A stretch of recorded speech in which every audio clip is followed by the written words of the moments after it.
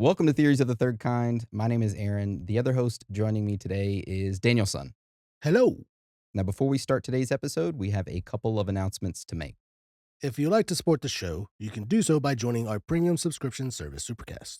For $6.66 a month, we don't support Satan, by the way, you get weekly premium audio episodes and access to over 290 ad-free episodes. Or if you flip that 666 upside down to 999, you get all of that plus premium video episodes and bonus video content.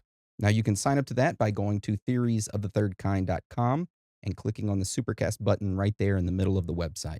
Now, if you can't afford a premium membership right now, no worries. You can still help us out by leaving us a written review on Spotify or Apple Podcasts. That helps us out a lot. Or you can subscribe to us on YouTube. I think we're at 40,000 subscribers. I don't know. We're trying to get that 100,000. We want that plaque. We can get that plaque and then shove it up Dan's butthole. Hey, we did hit 40K. Hey. Nice. Don't get paid, though. Still don't get paid. They don't pay us anything. We just uploading it for free. 40,007 subscribers. Oh, hell yeah. So if you want to subscribe, you can. No worries. Leave a written review. No pressure. If you want to, you don't have to. We would just really appreciate it. And we want you guys, girls, aliens, reptilians, Illuminati lizard people, space lizard people, whoever or whatever you are, to enjoy the show. Also, just a reminder that this podcast is entirely human-made. No AI were used or harmed in the process other than for the base graphic design, to where then we throw it onto Photoshop and we do our magic. And that is the end of the announcements.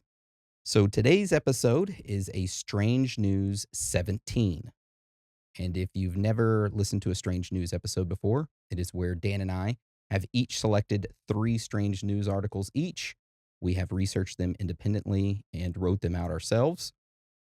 And today's topics include elephants killing people in India, car tires in Ghana cooking meat, and Americans in 1998 tried to predict 2025.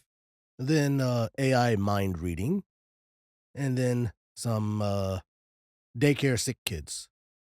Can't go too much in that or give it away. And then back to bird drones.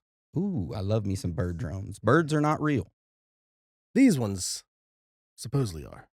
I guess we'll find out. It's more advanced now. Oh, shit. So, with that being said, the most difficult part of a Strange News episode is determining who goes first. And for that, we go to the dice of destiny. Odds or evens, Dan? Evens. All right. If it lands on an even number, you go first. Odds, I go first. Odds, I go first. I have been chosen. He has been chosen. All right. So, my first Strange News article is about what's happening right now in parts of India. Apparently, some elephants are running around killing a ton of people. So let me first start off with the very first incident that took place, which occurred in January of 2026, so last month. So in the eastern Indian state of Jharkhand, a single male elephant, described as having just one tusk, went on a killing spree. Over the course of about 9 to 10 days, that one elephant killed at least 22 people and injured 15 more. And most of these attacks took place at nighttime. And they were in pretty much small villages that sat right along the forest edges. So the people would be just like chilling, asleep, and all of a sudden this elephant would come out of the tree line, enter in these residential areas, and just start stomping on people. Damn. Yeah. Now, the first victim was a 35-year-old man, and that took place on January 1st. After that, the deaths continued, and among the victims was an entire family of 4, an infant, and even a forest department official. Now, officials in India have come out and stated that they believe that this elephant was in something called must. Now, must is a hormonal phase male elephants go through, and during this time, they get a buttload of testosterone, and it just makes them like really angry and aggressive and unpredictable. So they're just looking to just either fight or fuck. That's what the elephants are looking to do. On top of that, forest officers believe this particular elephant may have been separated from his herd because elephants travel in herds. And that can attribute to him being even more crazier. Of course, government officials in India decided to send out search teams to try and locate this elephant so they could stop him. Over 100 Forest Department personnel, wildlife experts from multiple states, drones, and tracking teams were all sent out with the goal of locating and tranquilizing this elephant. Surprisingly, they were able to locate him, and they did try to tranquilize him, but they failed. Not once, not twice, but three separate times they failed. Damn. And after each failed attempt, this elephant would just start running away from these people with these dart guns. And it would sometimes travel up to 18 and a half miles away from its original location in the opposite direction in a single day, sometimes changing directions constantly and then disappearing back into the dense forest. So the individuals who were tracking it were having a very difficult time. And due to this, entire districts in India were put on high alert, and villagers were warned to not leave their homes at night. And this was just in January. And less than a month later, it gets even worse for the people there. Because we fast forward to February of 2026, in another district in India called Hazaribagh, a separate herd of wild elephants trampled six more people to death. Among the victims was another family of four, including a 3-month-old baby and a 1-year-old child. Of course, local authorities began monitoring that herd after they killed six people, and these local officials had to seek permission from the government to tranquilize the herd, which, I mean, if they're running around killing people, I'd be tranking them, you know? I mean, let's just put him to sleep, Yeah. right? Yeah. But how the fuck are you supposed to move an elephant after you put it to sleep? You're supposed to just tranquilize it and then back your truck up, hoping it falls into it? You could. Yeah. Now, if you don't live in India, then you might think that these elephant attacks are random. Well, they are not. India is dealing with a growing human elephant conflict crisis right now. And I'll explain why, because it kind of makes sense. So, elephants, they naturally migrate through these corridors in the area. And these corridors are basically paths for them that they've walked thousands of years, okay? And over the past few years, you've had trees that have been cut down, farming, rail lines put in, highways, and towns in the area expanded. And it kind of like overlapped these pathways. In fact, around 10% of traditional elephant corridors, aka paths, in India no longer exist due to what's going on over there with people just expanding.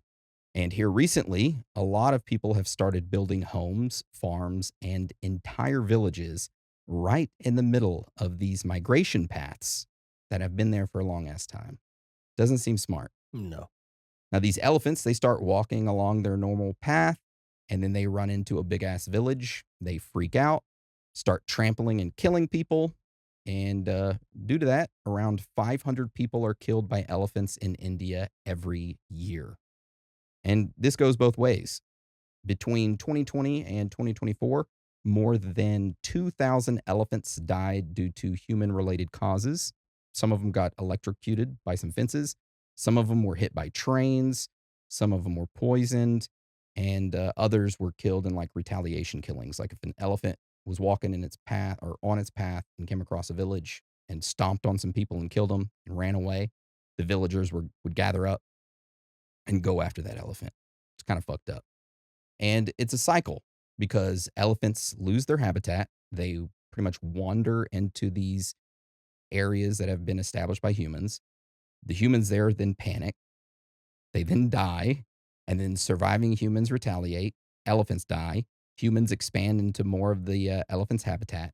Elephants wander into those areas. People panic. Humans die. Surviving humans retaliate. Elephants die. Humans expand into more of the elephant's habitat. And the cycle continues on and on and on. And that's what's going on over there. And here's another statistic for you. Over the past 5 years, more than 2,800 people in India have died from deadly encounters with elephants. So if you or a loved one live in India, please be safe. Don't get attacked by elephants. Okay? We don't need that. Mm. Let's see how many elephants Wait, how many deaths in the United States from elephants? I mean, considering the only elephants here would be the ones that are in like the circus and stuff, right? I'm going to have you guess. Between 1990 to 2017, how many human deaths in North America involving elephants? 7. More. 21. More? 17. Okay, 17. Yeah. Yeah, because I mean, we don't have that many elephants here. Yeah, they ain't running around all crazy like, Honestly, I would have thought that the elephants were pretty much retaliating because they get hunted so much for their tusks for the ivory. Nope. They're just having their migration paths fucked with. Sucks. But there you go. That's my first strange news article. The more you know. I had no idea that elephants were just running around killing people over in India. I did see a TikTok video the other day of this elephant stuff going on and somebody just getting fucking hit by the elephant, just yeeted across the road. Yeah, I don't mess with elephants. I don't mess with any big wildlife. Bears, Yeah. horses. Oh, I love horses. I'm scared of horses. You ever been bit by a horse before? Yes, and I've even been farted on by a horse. Farted on? Yeah, I walked by it and fucking ripped one. Never again. My parents, when they were together before they got divorced in a really long, nasty divorce, and I was sent away. They used to have they used to have two horses, a miniature one named Cinnamon and then a normal one named Pokey. Pokey was a fucking asshole. He'd bite the shit out of you. You ever been bit by a horse? Did I just ask you this? You did. Okay. We're just going to continue on because my brain has been working right today. It's late. Yeah. We're burning the midnight oil. Yeah, I'm not a fan of horses. They sense fear, and I fucking fear them. So they definitely know. All right. So what's your first strange news article, Dan? All right. So my first strange news article is about mind reading technology using MRI scans and AI. So imagine scientists peering not at the stars, but directly into the tangled forest of the human mind, trying to make sense of the electric whispers that signal thought itself. Recently, researchers have unveiled what they're calling mind captioning, which is a breakthrough involving artificial intelligence that uses brain scans to translate thoughts into words, which you can almost read like a text. In controlled lab settings, volunteers lie inside an MRI scanner while watching videos or recalling memories. As their brains process the imagery, the machine monitors the neural dance in astonishing detail. Then an AI system trained on that data turns those patterns into descriptive textual phrases, capturing meaning like a person jumps over a deep waterfall on a mountain ridge. This isn't just guessing at a couple of keywords anymore, but producing full context-rich sentences that match what someone saw or remembered. So beyond fancy demos, one of the big early hopes for this tech is a communication lifeline for people who've lost the ability to speak due to stroke or neurological injury. So imagine a device that reads the intent behind a person's thoughts and turns it into speech or typed words on a screen. That's the carrot researchers are chasing, and they're making faster progress than many thought possible. Still, the reality today, though, is far from the sci-fi dream of spontaneous mind reading. Current systems rely on cooperative volunteers, huge MRI machines, extensive training data from individuals, and only interpret brain activity linked to known tasks or visuals. They don't magically pluck private thoughts from thin air. So it's not fully like mind reading. It reminds me of my last Theories Thursday where I did the AirPods where they have that, what is it? Those little sensors. Sensors. Apple has that. What is it called? A patent for the AirPods. When you put it in your ear, it can read your emotions. Yeah, this one's actually reading your thoughts. Which is crazy. But the shadow this research cast stretches beyond medicine. As AI pushes deeper into decoding neural signals, it starts to question about mental privacy. So could future versions of this technology be misused for surveillance or manipulation? If machines can read something close to what's in your head, who gets access and who controls that access becomes an urgent ethical debate. Which, when I was reading this, it starts to make me think, this right here is what's going to happen with interrogations later on. I was just thinking that. They just plug into that and ask you a question, be like, nope, you're lying. You put them in a fucking machine and you show them a video or a picture. Hey, do you work for this guy? Just show him the picture. In his head, he's going to start recalling stuff. Oh, yep, they definitely seen this person before. This is not good. This reminds me of the, have you been watching that fucking Nancy Guthrie shit that's going on. That Nancy Guthrie got kidnapped. I don't know who she is. I think she's like some lady's mom or something, but I know she got kidnapped. Thought they found her body I don't know if in they the did or back of not. a vehicle, and I don't think it's good. Oh, well, rest in peace. But my point with that was the Google Nest camera that was on her front door was not turned on, was not connected to Wi-Fi, was not recording, was completely off, and she didn't have a subscription to the Google Nest. It had been completely unplugged, completely taken offline, as if someone snipped the cord. Hmm. However, the FBI, along with Google, was able to access video, and that's how they got the video of the person breaking into that house, which makes you wonder, how the fuck did they do that? How did they do it? If it was completely off and the line was cut and she didn't have a subscription and it was not turned on or anything, not connected to power, how the hell did it record anything? Is it constantly recording into a database? Right there, it tells you it is. Regardless if it's on or not, it's constantly recording. Yeah, if you look at your Ring camera, if you're not subscribed to it, you can't go back and like look at who was at your door and all that for like a certain amount of time. But if you subscribe, you can go way back. My pet cam that I have downstairs for Coda, if I'm not subscribed to it right now, so I can go back and I can see like all the activities that happen, but I can't view what it is. Mm. So it's automatically still like recording and stuff. See, what blows my mind though with the Google Nest camera is that it wasn't even turned on. It wasn't connected to anything. It wasn't even connected to power. And somehow it was still recording. But it has like a backup battery inside of it. Probably. That's our future, ladies and gentlemen. Yeah, and I don't know how, but I had some stuff delivered to my house, and of course I'd say don't knock or ring the doorbell because then Coda goes crazy. They decided to ring the doorbell, and for the first time ever, He didn't do anything? no, he barked and everything, but I never set this up. As I'm watching TV there, my program stops, and a screen pops up. My Ring camera is now on my TV. How? I guess because Amazon connecting somehow it's connected to my Ring camera now. I don't remember setting that up at all, but I was able to see the person delivering the stuff and everything, but it stopped my program. So I'm like, what the fuck? But yeah, like it popped up. I'm like, I knew it could do that, but I never set that up at all. That's scary. I'm going to get rid of my Ring camera and just get a freaking Epstein's type camera set up. The CCTV Minus the kids.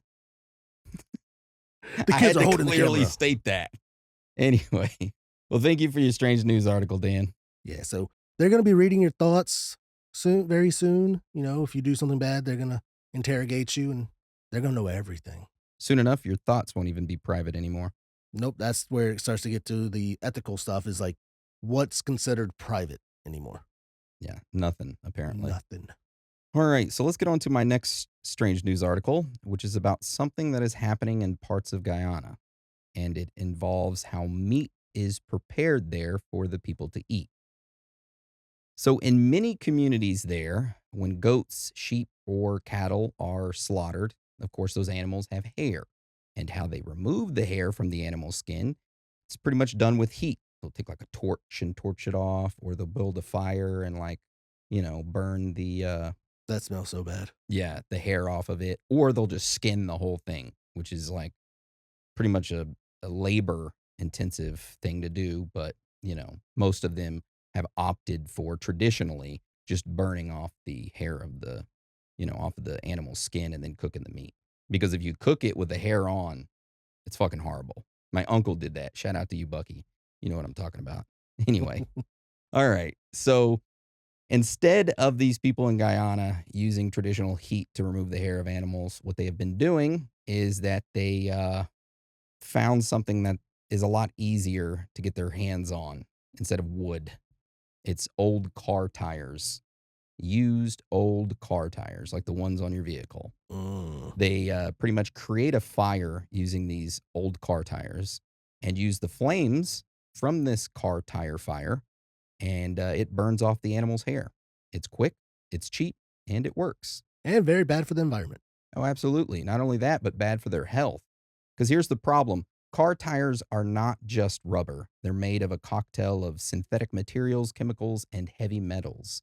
And when you set one of those tires on fire, it just doesn't burn. It releases a thick cloud of toxic smoke filled with dangerous substances.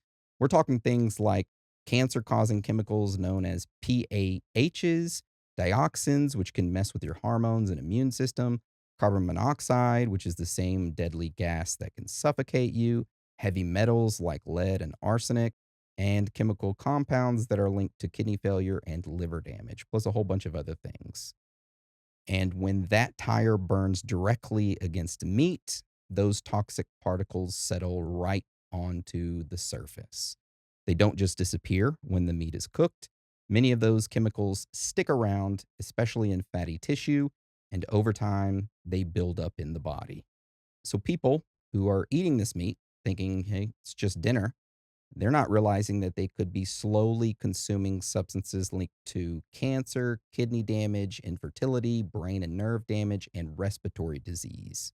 And it's not just the people eating it, like Dan said, that thick black smoke doesn't stay contained. It spreads into the air, into nearby homes, into the soil, and even into the sources of water around the area. And ash from these burned tires can seep into farmland and contaminate crops and livestock. So this just isn't a food issue, it's an environmental issue. Now, there are safer options like we talked about earlier. You just fucking put a wood fire on and just burn the hair off that way or skin the whole animal.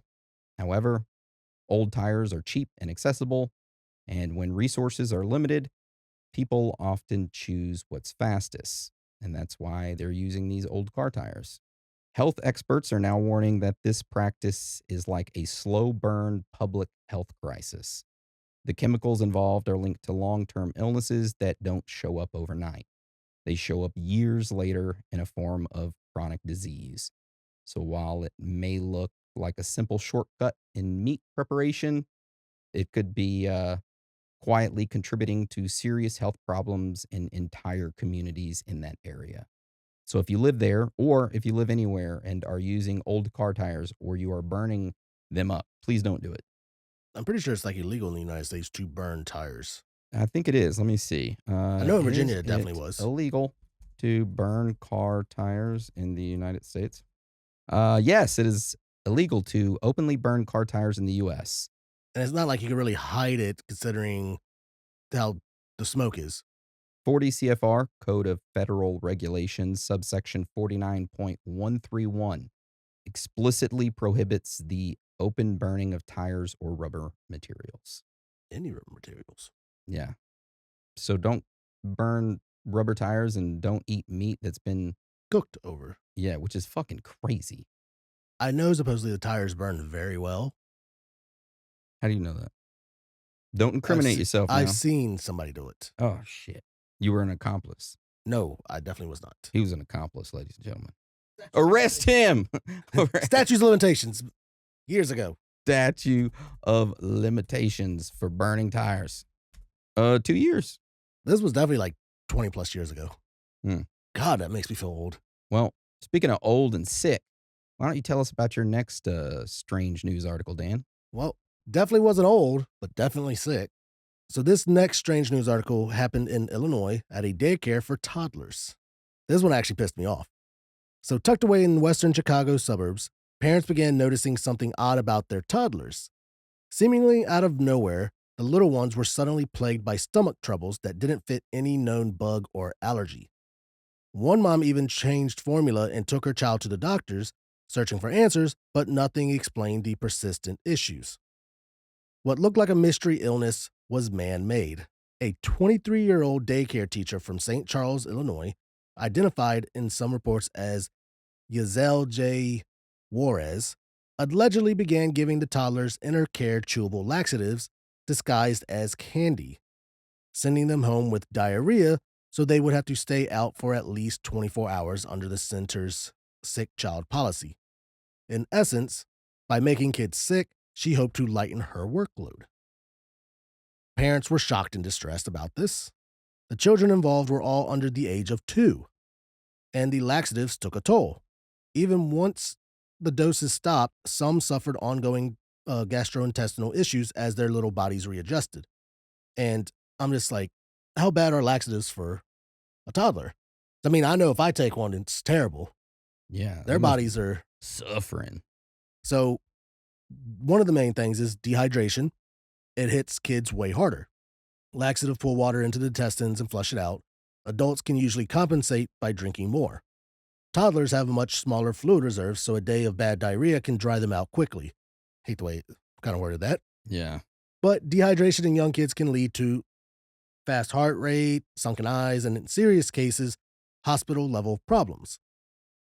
Of course, then from dehydration, you got the electrolytes get thrown off. And then number three, their guts are more sensitive. So a toddler's digestive system is still developing. Laxatives can irritate the lining of the intestines, cause cramping and pain, and sometimes trigger longer lasting bowel issues. Some kids can end up with ongoing stomach problems even after their drug is stopped. From what I read, this can actually cause lifelong issues with their intestines because it can create bowel habit problems. Repeated use of laxatives can teach the gut to rely on them. In young kids, that can interfere with normal bowel control, development, and lead to constipation, dependence, or irregular bowel habits later on. And of course, it's especially dangerous if there's any hidden condition. If a child has an infection, a blockage, or another gut issue that hasn't been diagnosed, forcing the bowels to move faster can make things worse, not better, and delay proper treatment. So, yeah, it's definitely not good for a toddler. And giving toddlers laxative candies just so you can have a lighter workload, not good. Lock So, her up. that's what Lock I'm her saying. up. So, once multiple families reported the pattern, police got involved. Authorities confirmed the allegations, identified at least 3 juvenile victims, and charged Juarez with several counts, including attempted aggravated battery and endangering the health of a child. She ended up turning herself into the St. Charles Police Department, was booked, given a court date, and later released. Now, the daycare where it happened has reportedly parted ways with the teacher. Well, not teacher, but the daycare worker. And now the question is, when she goes and is determined to be guilty in court on the charges, what kind of sentencing will she receive? So I looked up what some of the charges would be and how many years it would be. So misdemeanor of child endangerment can be up to 1 year in county jail. Then there's felony child endangerment, which is possibly 2 to 5 years in prison if the harm is considered severe or repeated, which, I mean, it was repeated. It was more than once to multiple kids. Mm-hmm. Then there's aggravated battery of a child, which that can be from 6 to 30 years or more with enhancements if charged and convicted under the Class X felony statute. And it all depends on the prosecutor's choice on deciding what charges to go for and the exact nature of the harm. But yeah, so honestly, I wouldn't even let her ass out of jail. No, no. You know, something similar happened to a daycare in Waco, and I used to know the owner of that daycare. Her name was Pepper Jones. She used to go to this, it was like these events where special need kids would have like baseball games or like, you know, have basketball games or soccer games. And she would go there because she had a special needs kid. I think she had a special needs kid, or maybe she was just volunteering. I don't know. A lot of the families liked her. She decided to open up a daycare. She had it running for a little while. Then all of a sudden, boom, she was arrested along with the person that she hired was arrested. And they admitted injuring and physically, emotionally abusing children in their care in 2017. Pepper Jones, former owner of Miss Pepper's Daycare, pleaded guilty in May of 2017 to 1 count of injury to a child and 7 counts of endangering a child by failing to protect them from her employee, Brittany Hill. Jones admitted breaking a young boy's elbow and dislocating his shoulder. Hale, 36, pleaded guilty to 6 counts of injury to a child and agreed to testify against Jones as a condition of her plea agreement. So, Brittany Hale, Brittany Hale, since she testified against Jones, the judge placed her on deferred probation for 10 years and has to perform 300 hours of community service, fined her only $1,000, and paid $2,000 in restitution, and served 6 months in the county jail as a terms of her probation. Pepper Jones was sentenced to 12 months in state jail, but placed on probation for 10 years. Oh. Sounds like they got off easy for breaking a kid's elbow and dislocating another kid's shoulder. Daycares, man, people out there are fucking crazy. You got to watch out who's watching your kids, man, because they could be breaking their elbows or shoulders or, giving them laxatives, or it could be like McMartin preschool. They could be taking them under tunnels in school and having them worship Satan. This one right here kind of reminded me of a story my dad used to tell us. His stepmom, for some reason, she liked to give my dad and his brother laxatives, and they were always those little chocolate ones. Well, I think he said, like, she had them like, out on the table, out of the packages, like, wrapped up, like, just like little candies, because she always gave them laxatives and all that, and no one knew that they were laxatives. Well, my dad brought, his friends over, and they all ate the laxatives, Oh, Jesus. and it became a big problem when all the kids were having issues shitting everywhere, and then they find out that my dad's stepmom has been pretty much giving them laxatives just for the hell of it. That's kind of fucked up. It is. Did she stop? Yes, for sure, after that. Well, bowel movements, sometimes they suck. Yep, they do. All right. Well, thank you for that strange news article, Dan. You're welcome. So, for my last strange news article, we're going to take a trip back in time. We're going to go back to 1998. Now, during this time, Bill Clinton is dealing with impeachment for jizzing on Monica Lewinsky. Her dress. Her dress. Okay. Titanic, the movie, is sweeping the Oscars. Oh, Leonardo. Most of us still have a landline phone hanging on the kitchen wall. And the internet, when you connect to it, it sounds like a robot screaming, which that's accurate, right? Dial up. It's Yeah. Also that year, USA Today decided to call up over 1,000 Americans on those landline phones and asked them a simple but fascinating question in 1998. They said, "What do you think America will look like in the year 2025?" 2025 has basically came and gone. So how did they do? Well, most Americans in 1998 believed that by the year 2025, the country would have elected a black president, which it did. My black president. twice. Yeah. Bill Clinton was the first.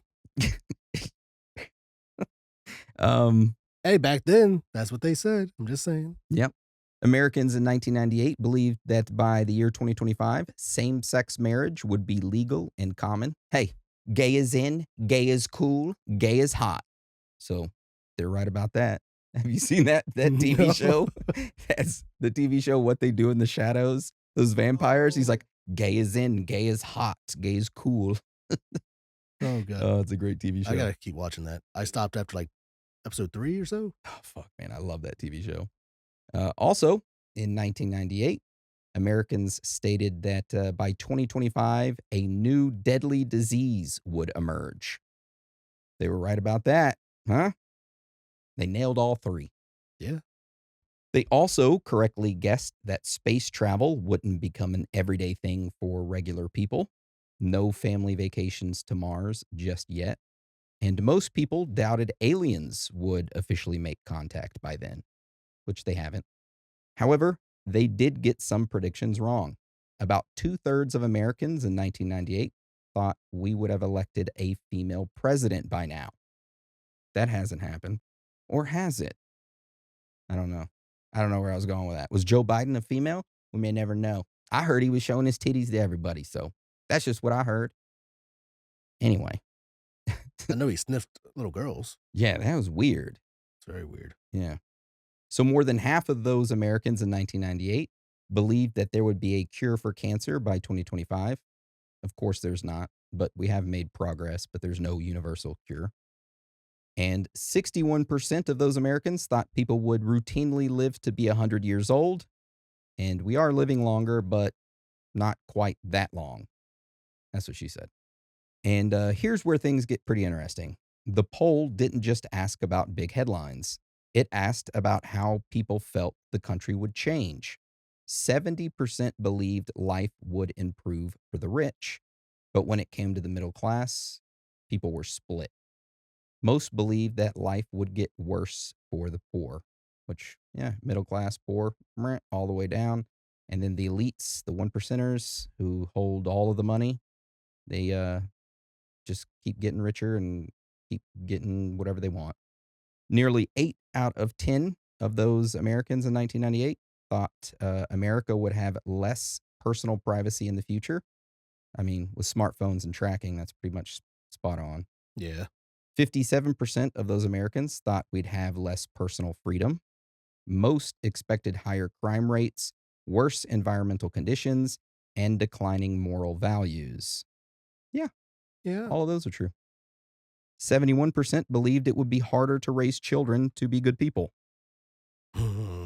Yeah. Yeah. Now, it wasn't all gloom and doom, okay? Most people thought that race relations would improve, and they believed medical care would become more available, even if more expensive. And here's the part that really puts things into perspective. In the fall of 1998, about 60% of those Americans said that they were satisfied with the direction of the country. Today, that number sits at 24%. So there you go. We're just in a decline, a Yeah. big old moral decline. I'm just kidding. It could be worse. Things could get worse.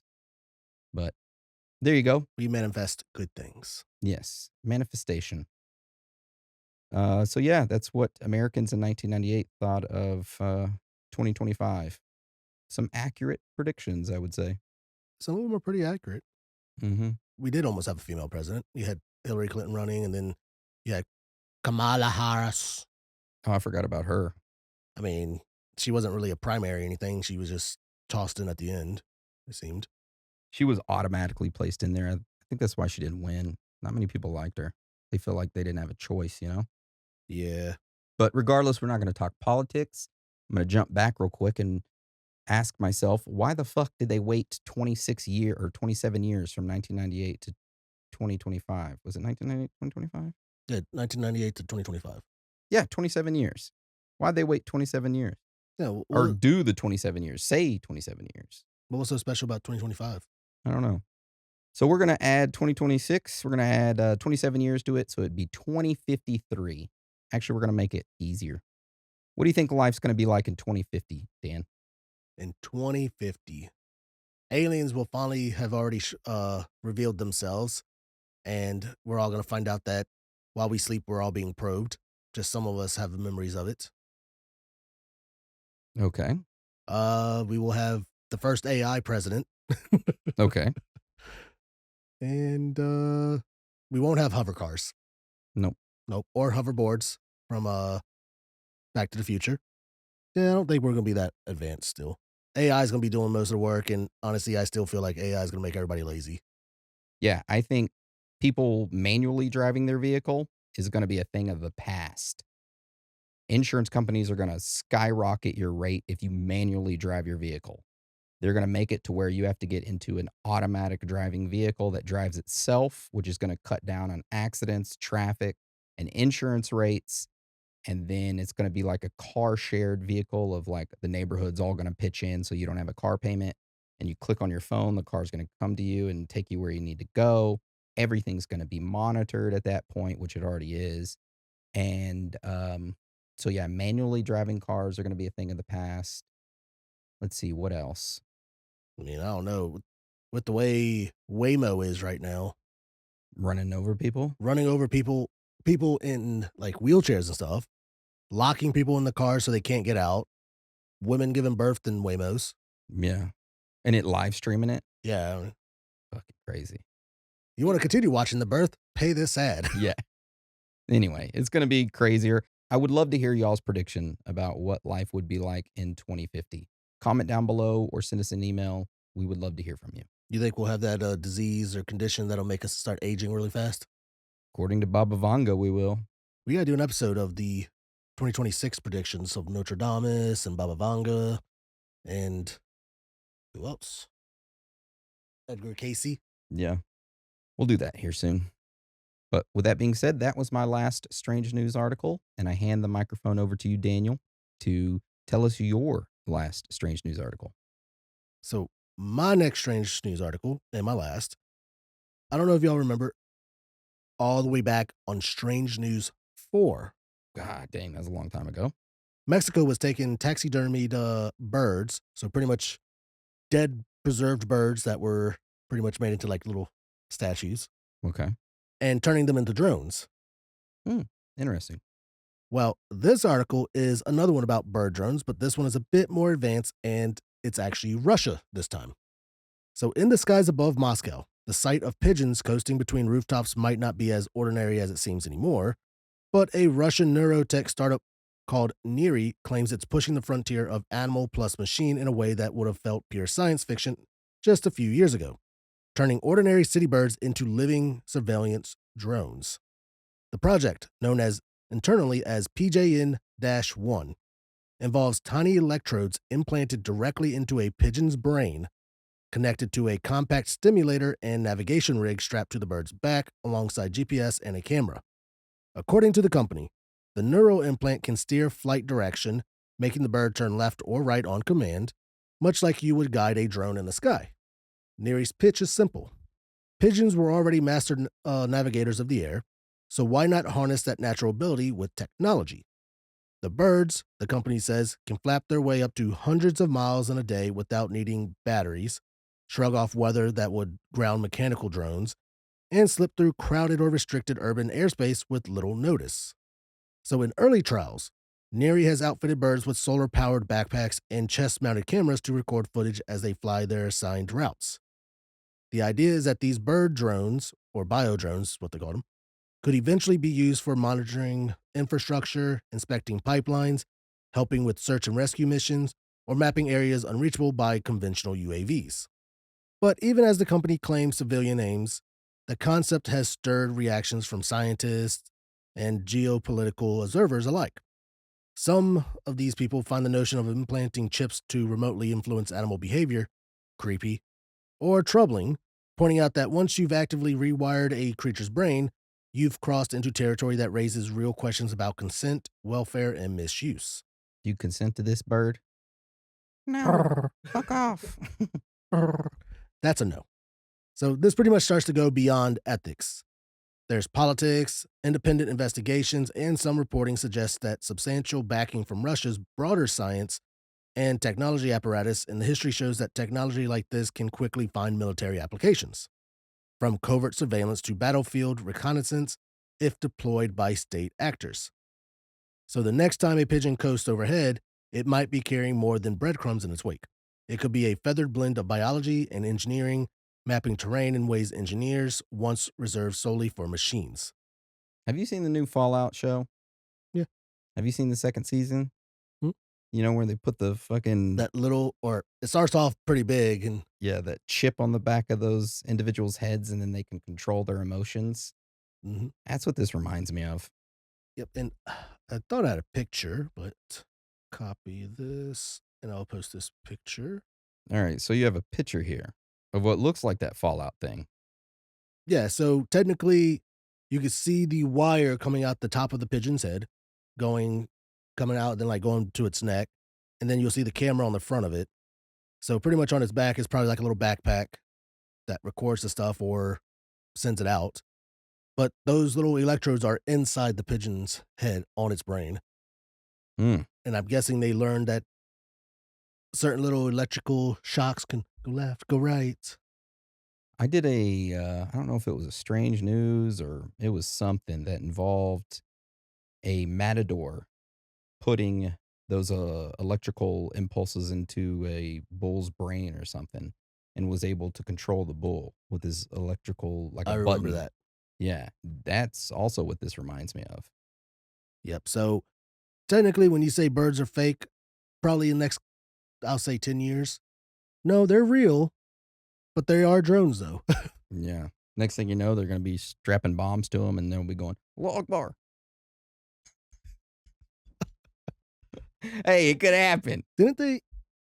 They tried that with bats to set things on fire, but that failed. Then they tried with the cats with the spying, and most of the cats got ran over because they would just run out into the road.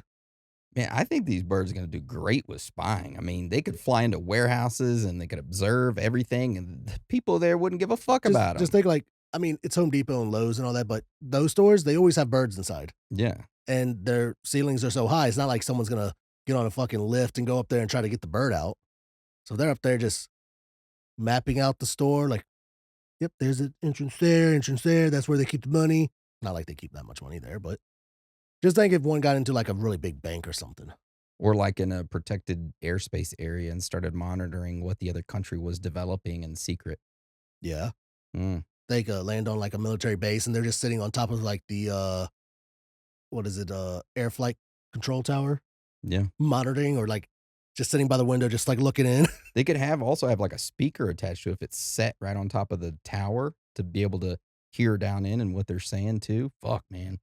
This is a great idea if you're in the military. But thank you for that strange news article, Dan. Yeah, but I could definitely see it being used for military very, very soon if Russia gets it going the way it is, which is gonna be a huge problem because we're probably gonna see an influx of fucking pigeons, which, I mean, Birds are going to be banned. oh, that would s Kill every bird on sight. no more chickens. Damn. All right. Well, thank you for that. If you or a loved one have a bioengineered mechanical Drone. drone that's a bird, comment down below and let us know. We would love to see it and hear from you. Birds are real. But with that being said, do you have anything else you would like to add for your strange news articles this week, Dan? I mean, there's a couple topics that I saw. I mean, we could jump into Michael Jordan pinching the kid's butt. That's fucking weird. So, Explain the video to everybody. this was at the, what, Daytona 500 or something like that? Mm-hmm. And I guess Michael Jordan's team won, whatever. They're up on the podium, and you see, I guess it's one of the racers' kids, I don't know what kid it is, but but he's young. Yeah. So Michael Jordan's standing behind him, and you just see Michael Jordan just like grabbing How old do you think the kid is? Like less than 10? 5 or 6, 5 or 6? Yeah, that's about right. and it the way it looks like Michael Jordan's pinching the bottom of the kid. Like his ass. Like he's like pinching, grabbing it continuously. Supposedly, he did come out with a statement. What'd he say? He said that the kid had ice stuck to the back of his shirt, and he was trying to get the ice off of it. Yeah, right. But if that's true, sure. But from what the cameras caught, it looks very weird. That's like that one. What was it? Who was that dude who was told that kid, kiss me with your tongue? Wasn't that the Gandhi, or no, the Dalai Lama. Dalai Lama? Yeah. He told the kid, suck my tongue. What the fuck? Who says that? What a fucking weirdo. If y'all don't know what I'm talking about, the Dalai Lama, like 2 years ago, was talking with this young kid, and he tells the kid, suck my tongue. What the fuck? And it's caught on tape, too. You never told your significant other that? Suck my tongue. Fuck, man, there's a bunch of fucking weirdos, a bunch of kid lovers out there. Man, I don't understand it. I honestly, I can't say that he did do that or not. Michael Jordan. It just looks very weird, though. It does look very weird. We would love to hear y'all's opinion on it. There was one more weird thing that I saw. Damn, there was another one. I don't know. Maybe I'll remember it for premium. Yeah. But speaking of premium, our premium episode is Strange News 17.5. So if you didn't get enough of us for Strange News 17, you can go over to our premium, sign up if you're not a member. And on this week's episode for Strange News articles, I cover a woman killed in a mountain lion attack, a stripper ends up beheading her boyfriend, and a man in a park for years terrorizes people with a machete. Then I cover an Indian lady turning into a snake. I'm a snake. And then I call this one Artillery Man. Oh, God, I know what this one is. And then my last one is a very depressing one. I call it Sad Pod. Mm. And it makes me question what the hell that goes through people's heads. So if you want to take a listen to that, go sign up. If not, no pressure. We still love you regardless. That's right. Much love. But with that being said, I want to thank you for joining us today. And again, thank you for your love and support. Without you, we could not do this. 100%. Thank you. So, Dan, you want to roll us out? It's okay to be out of this world with your thoughts. Because you are not alone.